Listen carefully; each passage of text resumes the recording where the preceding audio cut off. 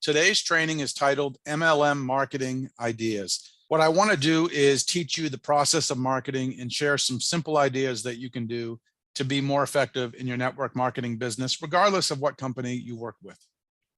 Real quick disclaimer up front, individual results will vary. This is just my opinion based off my experience in the industry. Let's start by talking about marketing. There are two words in the word network marketing. There's network, which is the process of building relationships, and then there's marketing. Marketing, in my own words, is everything that you say and do to find and keep customers for your business. It's how you talk, how you walk, how you answer your phone, how you present yourself, what you say, how you say it, your bodily expressions, your body language, any materials that you use, all of those things are marketing. I found a good definition on Investopedia, and what they define marketing as is this. Marketing refers to activities a company undertakes to promote the buying or selling of a product or service. It includes advertising, selling, and delivering products to consumers or other businesses. Some marketing is done by affiliates on behalf of a company. This is the marketing process that I use and that I recommend to people in the network marketing industry. There are a lot of variables in this process. You can tailor it to your own unique situation. But basically, these 5 things you're going to need to do. Number 1 is to identify your target market. This is who you're going to focus your marketing on, who's your ideal customer. Next is you have to have some type of offer. Number 3 is to connect with your target market. Number 4 is to generate leads. And number 5 is to follow up and close sales. We're going to go through each one of these 5 steps in a little more detail. The first step is to identify your target market. If you have the mindset that everyone is a prospect, no one is a prospect. Every business, regardless of their niche, regardless of their industry, they have a target market. This is a group of people who are most likely to be interested in their business. As an example, if you own a steak restaurant, you're not going to advertise to vegetarians. You're going to advertise to people who enjoy eating steak, who enjoy eating meat, and they're in close proximity to your restaurant. It's really important that you focus on one group of prospects initially. By all means, you don't prejudge people or say you're not going to talk to people outside of that demographic, but your primary focus is on a certain group of prospects. This allows you to work smart. It allows you to target your marketing. You're going to get better results. The more targeted the group of people you can focus on, the better. As an example, in my business, I like to focus on veterans, small business owners, and people with network marketing experience. Those are my target market that I spend 99% of my time and money and resources on recruiting. And once again, a target market is the group of people who are most likely to be interested in your product or service. If you don't know who this is, look through all your customers, all the people on your team. What are some things that they have in common? There will be some variables that fall out of the spectrum, but most of the people, there'll be 3, 4, 5, 6, 7 things they have in common. That is your target market. That's the people you want to focus your marketing on and your prospecting.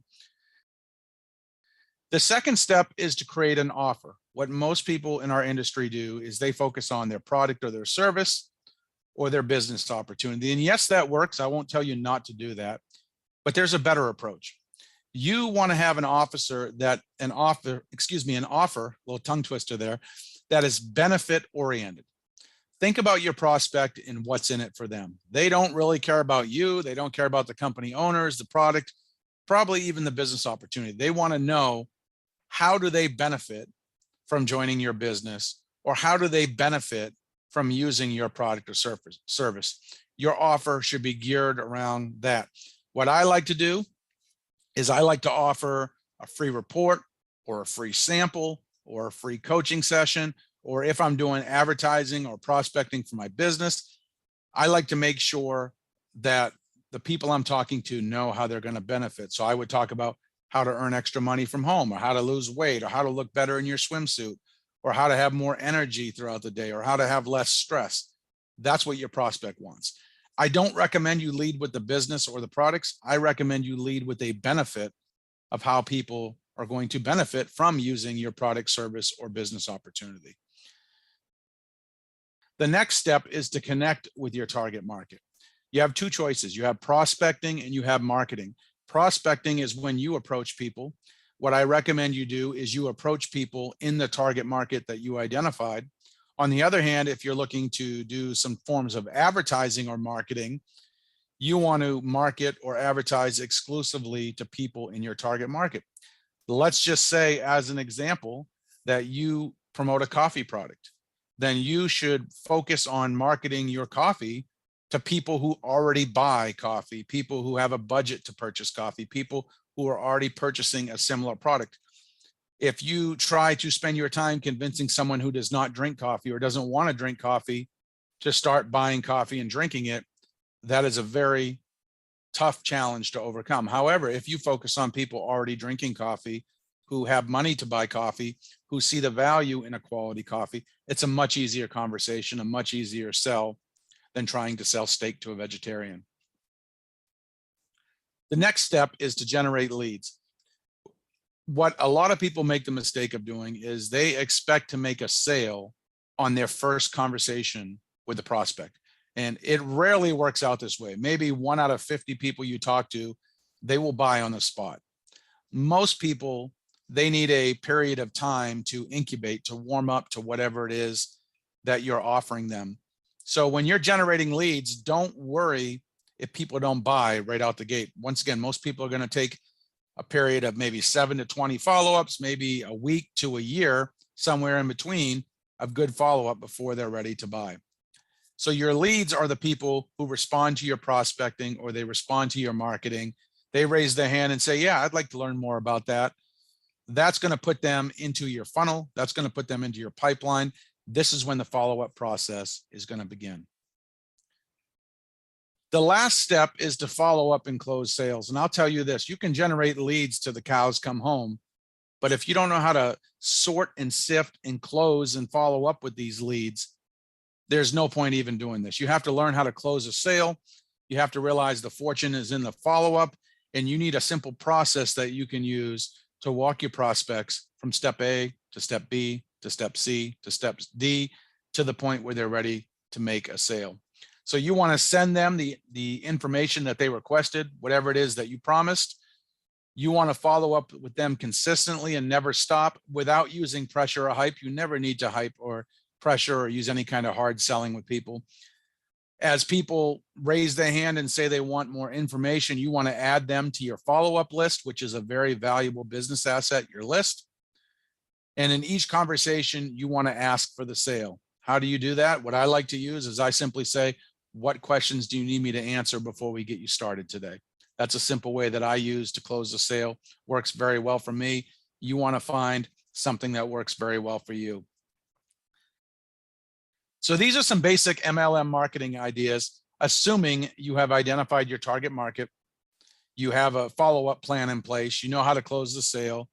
What you want to do is you want to pick the venue that your target market is going to be at. Maybe this is an online group, maybe it's a Facebook group, maybe it's a certain website online, maybe it's a certain trade magazine or a trade journal, maybe it's a direct mail list that you purchase of coffee drinkers or whoever your target market is.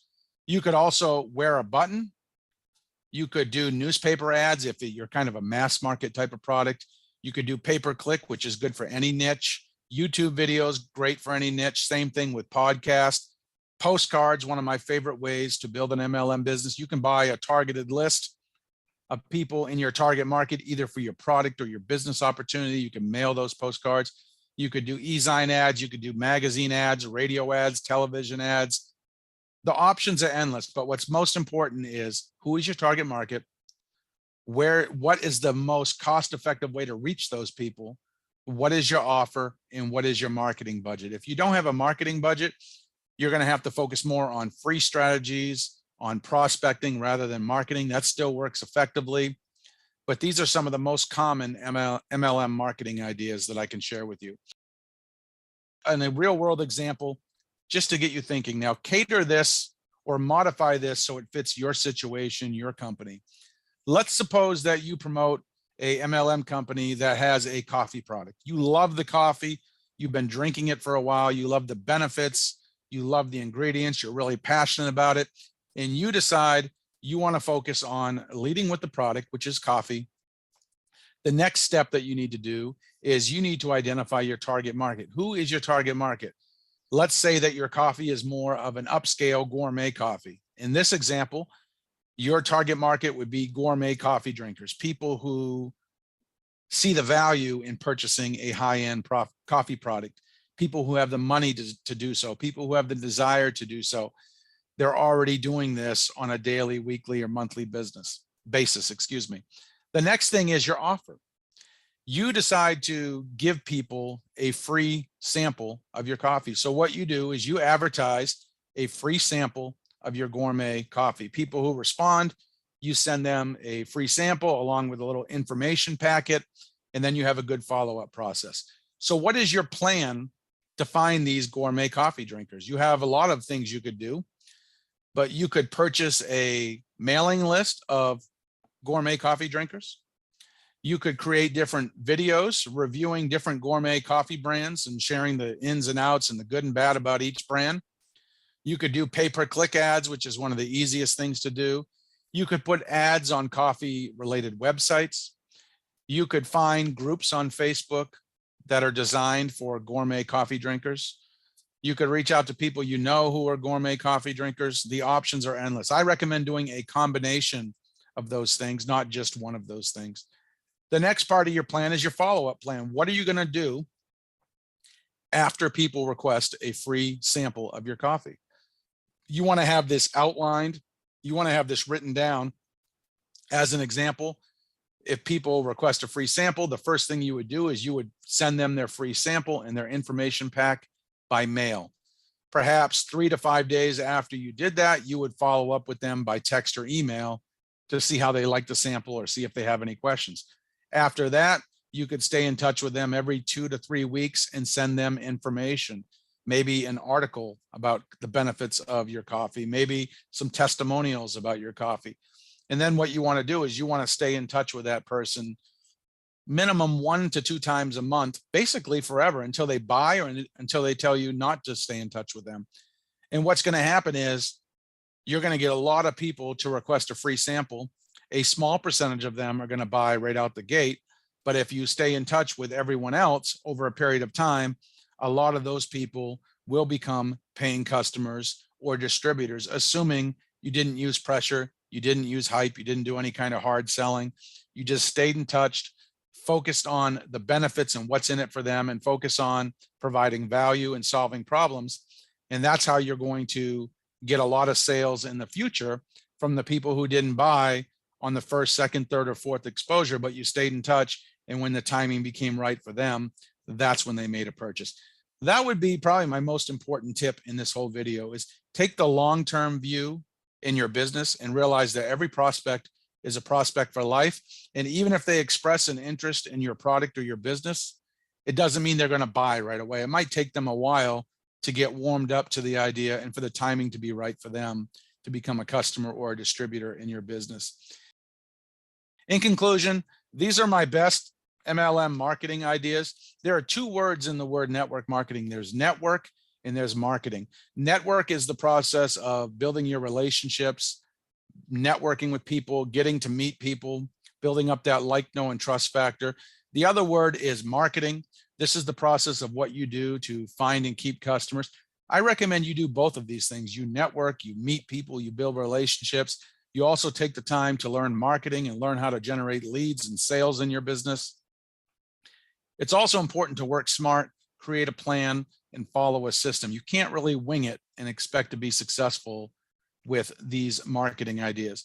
And remember this, the fortune is in the follow-up. The average person is going to take or need 7 to 20 follow-ups before they buy or join, maybe even more than that. You got to stay in touch without using pressure or hype. And finally, find a way to stand out in the crowd and be different. Look at what everyone else is doing and do the opposite. I like to study businesses outside of the network marketing world to see what they're doing to be effective, to find new customers and model what they do. Don't forget to like, comment, and subscribe to this video. Feel free to check out the links in the description box below this video or this podcast. I hope you got some value from this. Make sure you take the time and go through this a couple of times, take some notes, implement what you learn, and then send me a note or send me an email on how it helped you in your business. I'd love to hear from you.